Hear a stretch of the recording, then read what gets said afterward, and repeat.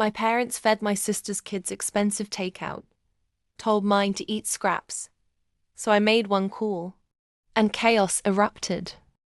Ask the kids what they want, my mum said. That she wasn't talking about my kids, only my sister's. Mine were told to eat whatever scraps they could find in the kitchen. My sister laughed. My parents shrugged. So I took my kids to the most expensive steakhouse in town, and after one phone call, everything they thought they controlled exploded. By the time dessert hit our table, my phone was blowing up. My parents were in full panic mode.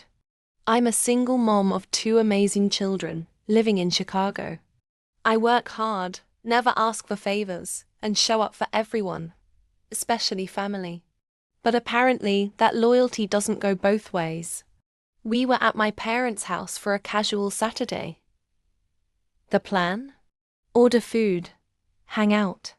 But when it was time to pick dinner, my mom turned to my sister's kids, her favorites, and asked, "What do you want? Pizza? Chinese?" My kids smiled, hopeful. But then my dad said, "Your kids can just eat whatever scraps they find in the kitchen." I froze. Even my kids looked confused. But the real gut punch? My sister laughed. "Yeah, they're used to basic food, right?" That was it. I calmly stood up, grabbed my kids' backpacks and said, "Let's go somewhere we're appreciated." 30 minutes later, we were seated in a private booth at Prime and Ember, a luxury steakhouse overlooking the lake. But before we ordered, I made one call, to someone my parents forgot I knew, their landlord. You see, a few years ago I quietly bought a 35% stake in the property management company that owns their building. My parents never knew, so I called the managing partner and said, "Remember Unit 402? I need you to review the lease renewal status. And while you're at it, check for any unreported guests.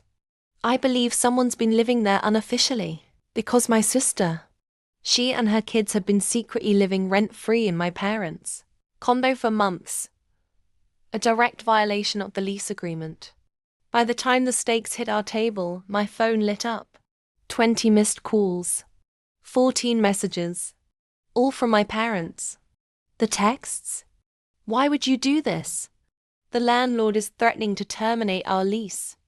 Call US back immediately." Apparently, a formal lease violation notice had just been delivered with a 30-day compliance deadline. And the cherry on top, the lease was flagged for unauthorized subletting, which meant potential fines or eviction. My kids looked up at me and asked, "Why are Grandma and Grandpa so mad?" I smiled, because they finally learned what it feels like to be treated like they don't matter. We finished our meal.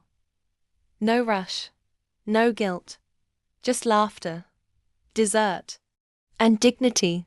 If you love this real-life power play and want more stories where karma comes with a silver spoon, subscribe now, because next time, the villain might think they're in charge until they realize you're the one holding the pen to the story.